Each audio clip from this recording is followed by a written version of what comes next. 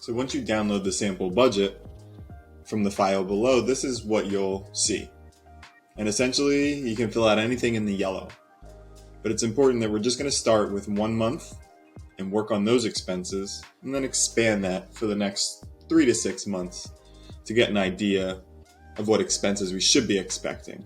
And since this is a brand new business, we're guessing on some of these things, so it's going to change over time, and that's okay to adjust the budget. But this is just to get an idea of how much income you need to generate in order to hit the monthly numbers that you need to. So let's just start with overhead expenses. Let's just start filling in the amounts we expect for advertising and marketing. Let's just say in the first month, we're going to advertise pretty hard. So we're going to do maybe $250 in the first month on just regular traditional advertising. Google ads will be about $1,000. Any printing or direct mailing, not much. Let's just say $100. I hope that I'm not paying any bank service charges initially. I actually do have a car payment that I want to put in here, so that's $350. Gas, probably about $50, maybe $100 a month. Computer expenses, again, this completely depends on how you categorize things, but computer expenses for me are Apple purchases, small one-off little things. I don't expect this to be anything significant every month, so let's just do $50. Website hosting, this is huge. So this is expensive for me. So this is I think it's $2.99 per month. My other dues and subscriptions, this is things like QuickBooks subscription, Airtable, scheduling software, anything that you pay a month, Spotify, anything for your business that you use to generate income. So let's put in, I actually have no idea how much in total subscription, so let's just put in 100 for now, and we can always adjust later on. Scheduling, I don't have a separate scheduling software, so I'll leave that blank. Employee gifts, I don't expect on a monthly basis to be giving my employees any kind of gifts. My business insurance, this is paid monthly, and this is $180 if I remember correctly. Event insurance, this is going to be to only certain types of businesses. I'm going to leave this blank. Workers' comp. So I do have some employees. However, I actually realized I don't have payroll taxes listed here. Payroll taxes listed here. So I'm going to drop 2 lines, which is perfectly fine. And let's just copy this, and I'll type in payroll employees. Remember, as the owner of the business, you're not allowed to put yourself on payroll unless you're an S Corp or a C Corp. This is not payroll for yourself. And then with employees comes some payroll taxes. So let's just assume my payroll for my employees is about $50 per month. I just have 1 employee for now. And you can usually assume about 10% for your payroll taxes. So I'll just do a formula for that.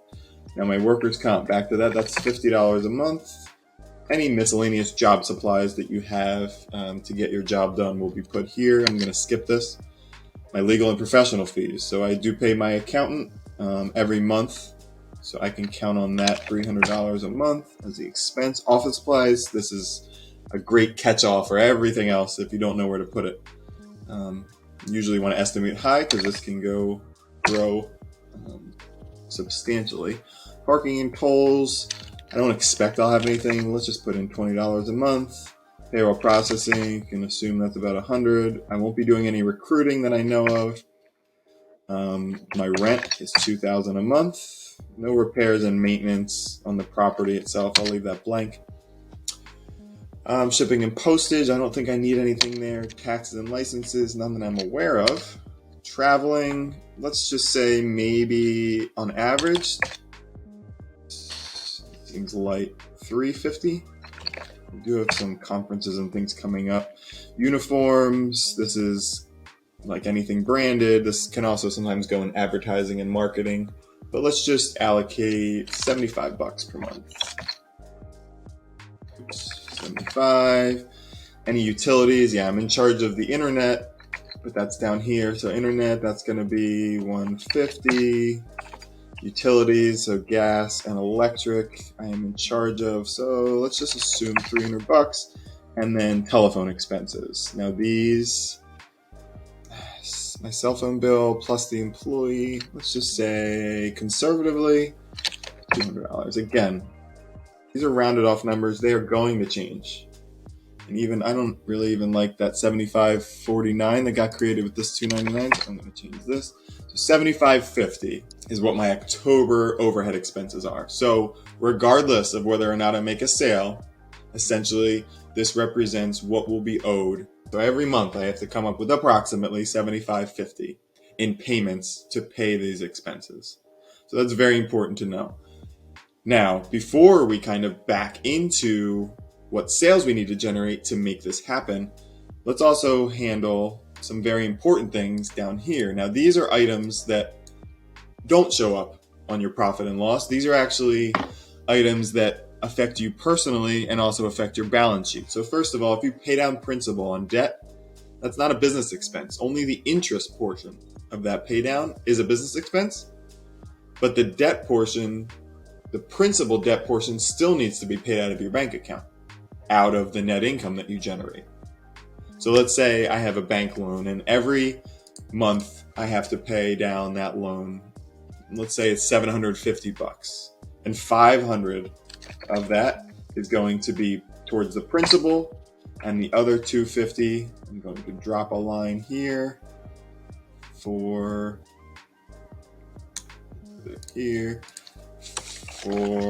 interest. Interest on bank loan.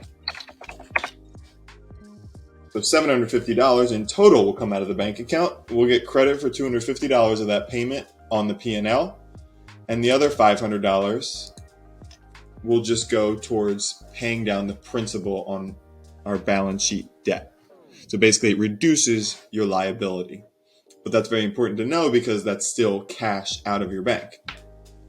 Now you can see I have a formula here that basically takes 25% of whatever your net income is and allocates that for an amount you'll probably owe on your personal income tax return for that profit. Now 25% is totally an average.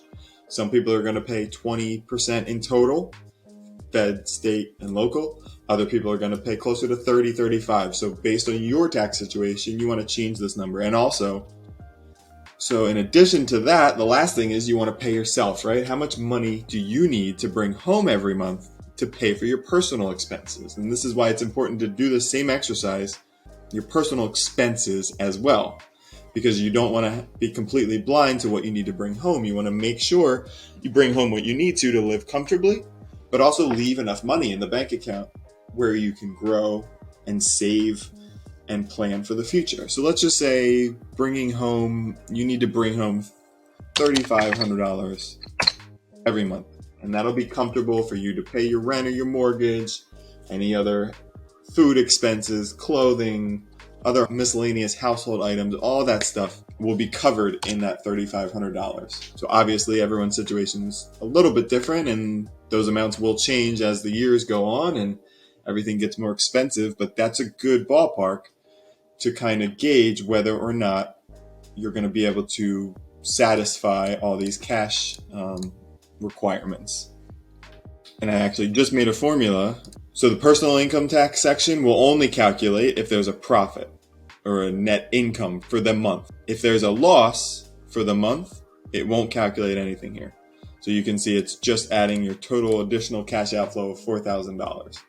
And right now you're cash flow negative for the month by $11,800, which is not what we want to see. So now we need to figure out how much income we need to generate so that we're cash flow positive. So this is why it's really important to understand your cost of goods sold percentage, right? So it's very important to understand what it takes for you to make a sale. For October, I want to try to generate $18,000 of income. Let's assume maybe $500 comes back as a refund, and I'll sell some amounts online as well. Nothing significant, so $1,507.50. That's $1,875. And right now I have these formulas here showing your cost of goods percentage and your gross profit margin. And this is what we're going to use to basically double check to make sure our assumptions are correct. So if I'm selling 1975, I know it's only going to cost me about 13,000 in items sold. I expect maybe 9,000 in items sold. I expect maybe another 500 in albums, 750 in prints. Subcontractors would be about 1,500, and shipping maybe $100. No event expenses, and this is exactly what I wanted. I have a gross profit margin of 40%. So I know that it costs me 60% just to make a sale. So the rest is mine to keep. So right now, with a gross profit margin of 40%, I have gross profit. So after selling that $19,750, the money I have left over is $7,900, right? So if we scroll down, which is the $19,750 minus the $11,850 gets me to $7,900. So if we scroll down, we talked about our expenses are $7,800 because we added in the interest of $250. So I'm left with net income of $100. Okay, that seems great, but let's talk about the other cash flow out items that we need to account for. We have $4,025 that we need to account for, and we don't have the cash to cover that. So that's coming out of our savings. Not great. Not kind of how we want to set up the year. So maybe we actually need to make $21,000 of sales. Maybe that equates to $600 of refund. So let's bump this up until we get to that perfect. Almost there. Perfect. So now our gross profit is $9,050. And if I scroll down, now we have a net income of $1,250, but still not enough cash. So what does that tell me? We need more. We need more sales. It's the only way to increase. Either we increase our sales or we decrease our costs, right? So let's add another 2,500 there. We finally found the correct allocation so that we actually show positive cash outflow in this year. And this is, again, mainly the main issue was that every time we bumped up this income, the personal income taxes also increased by 20, right? Because every time you show income, more income, you have another 25% that you're saving for personal income taxes. So again, this is totally optional. You don't have to account for your personal income taxes in this, but I know at least in the beginning, small business owners like to have an idea of how much in taxes they'll owe because they don't have the luxury of having Fed tax withheld on their payments. They get the money directly. They don't have any taxes withheld on it. So they're going to owe a ton of taxes. And this is kind of a good barometer to keep an eye on your tax situation and understand what you might owe after the whole month shakes out. Now, all we need to do is copy this. So we found something that works, something that's reasonable. Again, totally adjust any numbers. After you run through your expenses and you're like, man, I really can't get to a positive cash output for the year. You got to adjust your expenses, reduce payroll, reduce advertising maybe. If you're increasing your costs, that might be another option. Instead of trying to chase more sales, just increase your prices by a couple $100. Every time you sell something, instead of trying to get and find and acquire more customers, just increase the sales. And maybe that's the way out. Or try to decrease your costs somehow.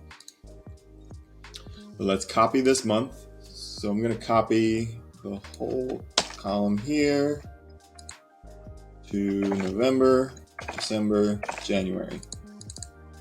Expand these. November, December, January.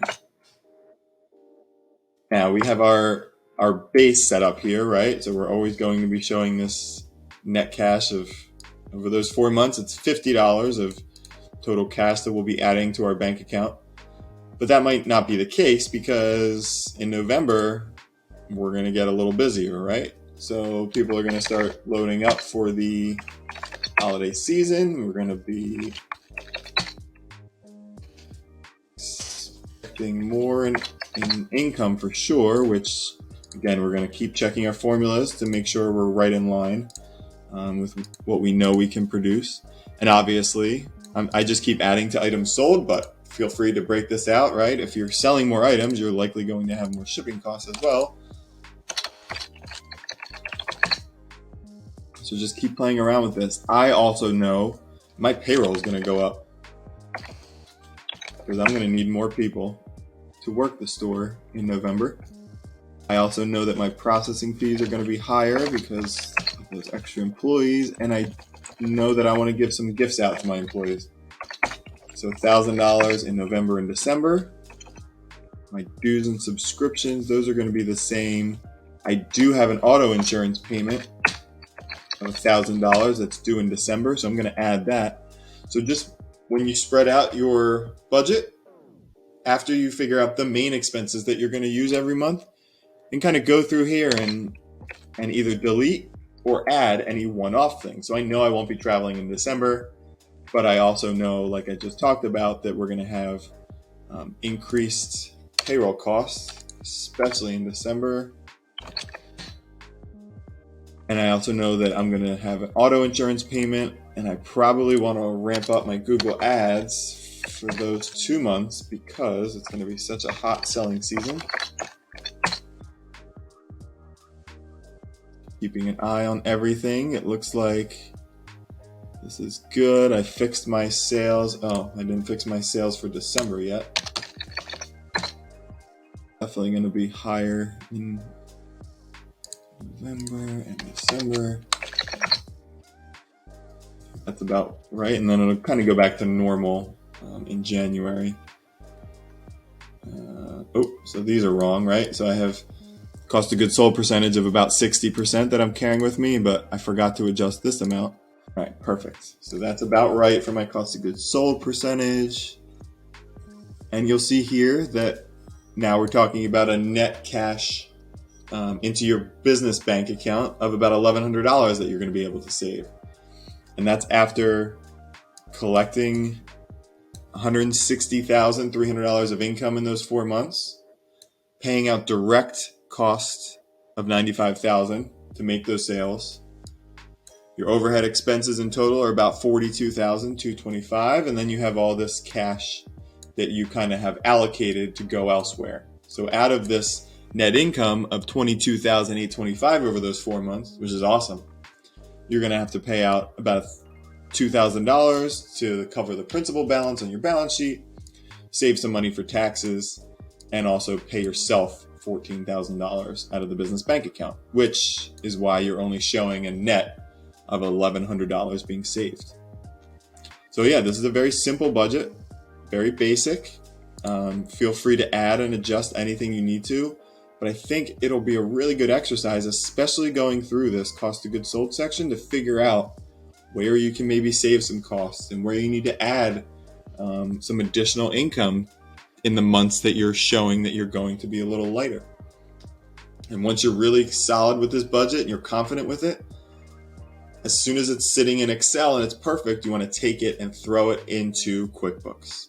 Because the next step of this is, once you have your budget in QuickBooks, once you start running reports and you also start seeing your actual transactions that are hitting your bank account and therefore your QuickBooks, you can compare, hey, in October, did I really have $1,250 of payroll for employees, or was that double? Because if that was double, you probably need to reallocate the rest of these months too. If you totally guessed wrong, or you completely forgot when doing this exercise about a certain expense that you have, it's going to throw off your numbers. So you got to keep readjusting. So make sure after you book transactions, you know the month is good to go in your books, you're running comparative actual versus budget reports so that you can compare to your budget and plan for the rest of the year so that you can make adjustments and ensure that you're able to cover all of your expenses and pay yourself, pay down your debt, and also pay your income taxes.